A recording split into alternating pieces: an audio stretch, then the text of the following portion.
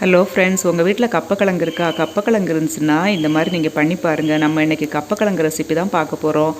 இது ஈவினிங் ஸ்நாக்ஸுக்கு காலையில் ஒரு 11 மணி மாதிரி அந்த மாதிரி டைம்லேயும் நம்ம ஸ்நாக்ஸுக்காகவும் யூஸ் பண்ணிக்கலாம். இது கூட ஒரு கட்டன் காஃபியும் போட்டு நீங்கள் சாப்பிட்டீங்க அப்படின்னா டேஸ்ட்டு அப்படி தூக்கலாக இருக்குங்க. ரொம்ப நல்லாயிருக்கும். ஒரு தடவை நீங்கள் இதே மாதிரி சாப்பிட்டு பார்த்தீங்கன்னா திரும்ப திரும்ப இதே ஸ்நாக்ஸ் செய்யணும்னு தோணும். வாங்க இதை எப்படி ப்ரிப்பேர் பண்ணலான்னு பார்க்கலாம். இது செய்கிறது ரொம்ப ஈஸி. இந்த கிழங்கு ரெசிபி நம்ம பண்ணும்போது முதல்ல கிழங்கு இந்த மாதிரி கட் பண்ணி எடுத்துக்கணும். அப்போ தான் நமக்கு உரிக்கிறதுக்கு ஈஸியாக இருக்கும். பாருங்கள், நான் கட் பண்ணி வச்சுருக்கிறேன். இப்போ இதை உரிச்சிக்கலாம்.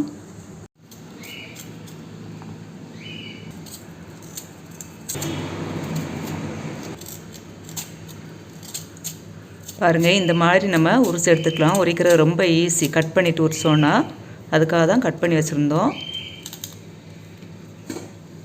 இப்போ நம்ம எல்லாத்தையுமே தோல் உரிச்சு எடுத்தாச்சு. இதை திரும்பவும் இன்னொரு இடம் கழுவணும். தோல் உரிச்சாலும் நம்ம அதில் அழுக்கு இருக்கும், நம்ம கையில் உள்ள அழுக்கெல்லாம் பட்டிருக்கும். அதனால் திரும்ப இன்னொரு இடம் கழுவி நம்ம வேக வைக்க போகிறோம்.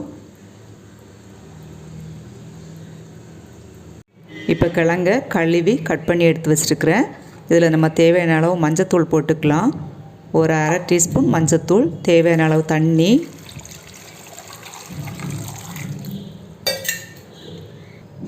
தேவையான அளவு உப்பும் போட்டுக்கலாம். தண்ணி கொஞ்சம் கிழங்கு மூழ்கிற அளவு ஊற்றிடுங்க. அப்போ தான் நம்ம வடித்து எடுக்கும்போது அந்த கசப்பு தன்மையெல்லாம் போயிடும். அதுக்காக இப்போ பாருங்கள், நம்ம 2 விசில் விட்டாச்சு. இதை இப்போ ஓப்பன் பண்ணி பார்த்துக்கலாம்.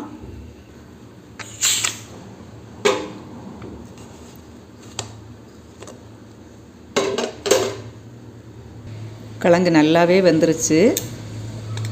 ஒவ்வொரு கிழங்கு ஒவ்வொரு விதமாக வேகும். சில கிழங்கு பார்த்திங்கன்னா 2 விசிலில் வெந்துடும். சில கிழங்கு 5 விசில் விட்டால் தான் வேகும். அதை நீங்கள் பார்த்துக்கணும். பார்த்து அதுக்கேற்றபடி விசில் விட்டு எடுத்துக்கோங்க. இதை இப்போ தண்ணியை வடித்து எடுத்துக்கலாம்.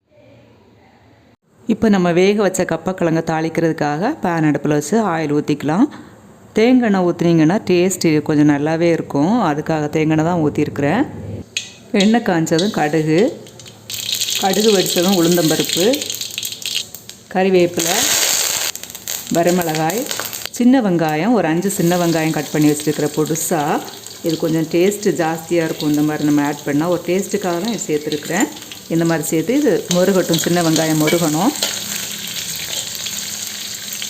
இப்போ நம்ம வேக வச்சு எடுத்து வச்சுருக்கிற கப்பக்கிழங்கு இதில் ஆட் பண்ண போகிறோம். ஆட் பண்ணிவிட்டு அதிலேயே தேங்காய் பூ ஆட் பண்ணிக்கலாம். ஆட் பண்ணி மிக்ஸ் பண்ணி விட்டுக்கலாம்.